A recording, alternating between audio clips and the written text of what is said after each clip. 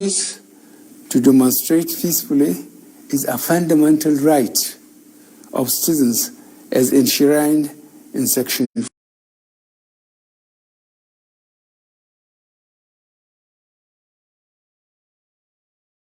To protest also imposes on the demonstrators the responsibility to respect the rights of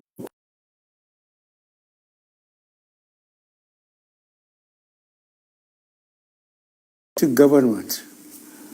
We listened to and carefully evaluated the 5-point demands of the protesters. And having accepted them, we immediately scrapped SARS and put measures in place to address the other demands of our youth. On approving the termination of SARS, I already made it clear that it was in line with our commitment to the implementation of extensive police reforms.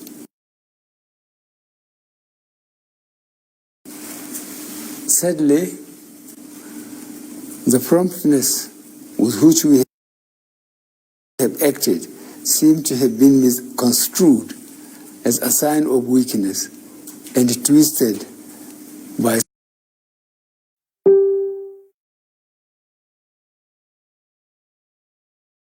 some for their selfish, unpatriotic interests.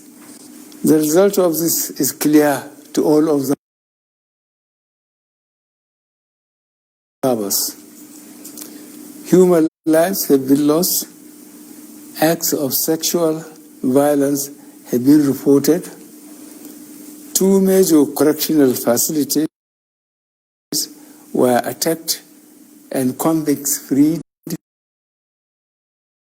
private properties completely destroyed or vandalized, the sanctity of the palace of a peacemaker, the Oba of Lagos, has been violated.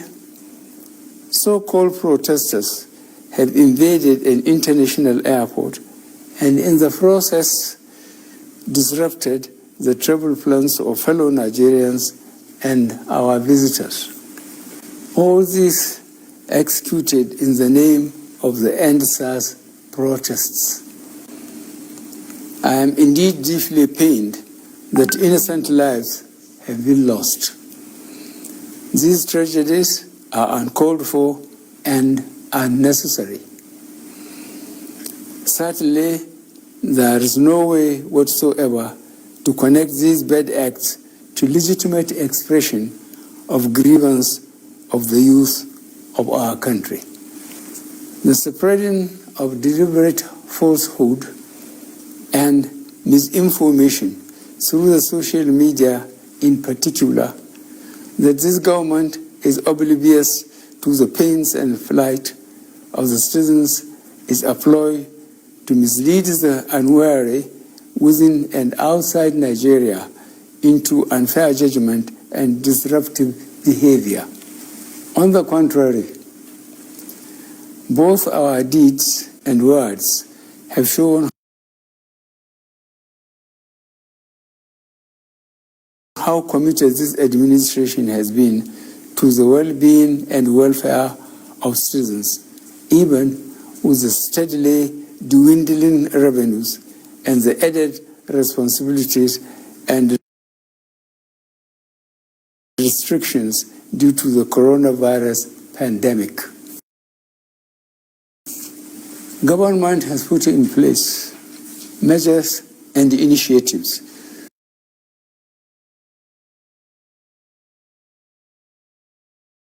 principally targeted at youth, women, and the most vulnerable groups in our society. These included our broad plan to lift 100 million Nigerians out of poverty in the next 10 years.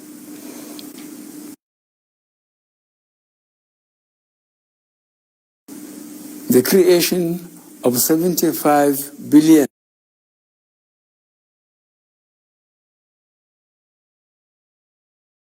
Naira National Youth Investment Fund to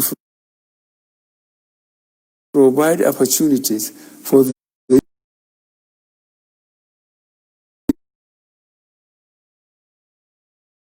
small and medium enterprises survival fund, through which government is A, paying 3 months salaries of the staff of the 100,000 micro, small and medium enterprises. B,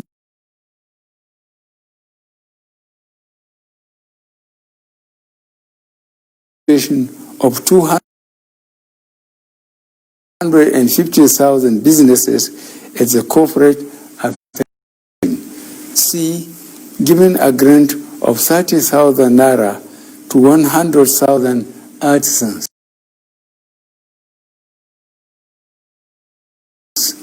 And D, guaranteeing market for the products of traders.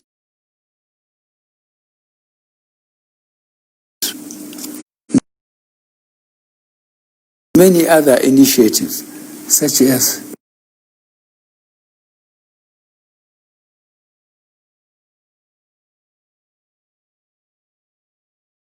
A, farmer money, B, trader money, C,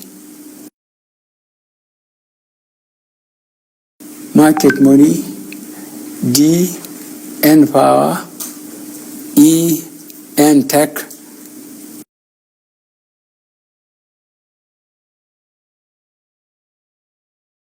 and F, N agro.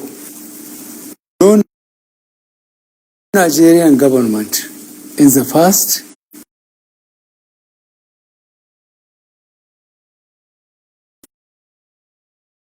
has methodically and we have done. With regards to the welfare of police personnel, the National Salaries, Income and Wages Commission has been directed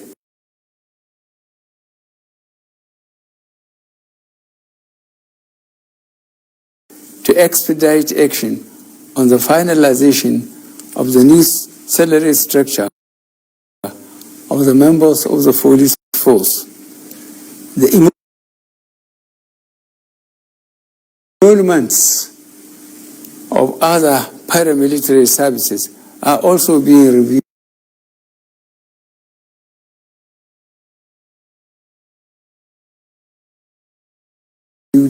upwards. In order to underscore the importance of education in preparing youth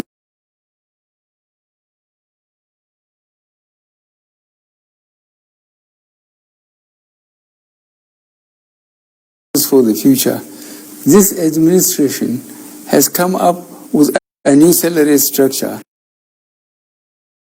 and other incentives for our teachers. Let me at this point reaffirm the federal government's commitment to preserving the unity of this country. We will continue to improve good governance and our democratic process, including through sustained engagement. We shall continue to ensure that liberty and freedom, as well as the fundamental rights of all citizens, are protected. But remember that government also has the obligation to protect lives and properties, as well as the right of citizens to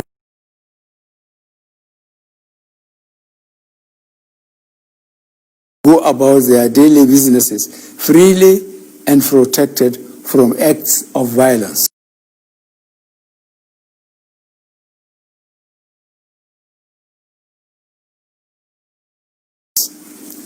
to our neighbors in particular.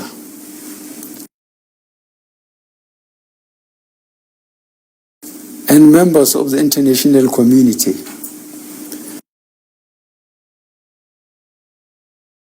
Many of whom have expressed concern about the ongoing development in Nigeria. We thank you and urge you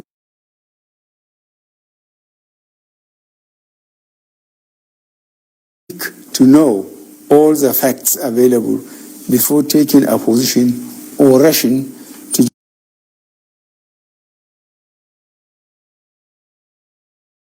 judgment. In the circumstances, I would like to appeal to protesters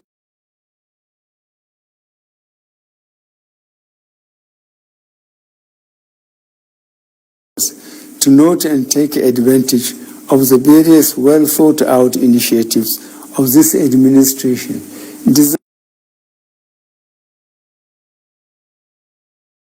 designed to make their lives better and more meaningful, and resist the temptation of being used by some subversive elements to cause chaos with the aim of truncating our nascent democracy. For you to do other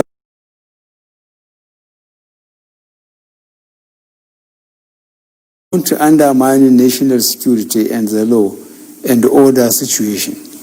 Under no circumstances will this be tolerated.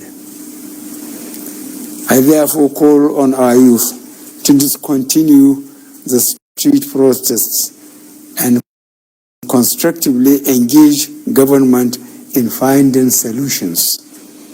Your voice has been heard loud and clear, and we are responding.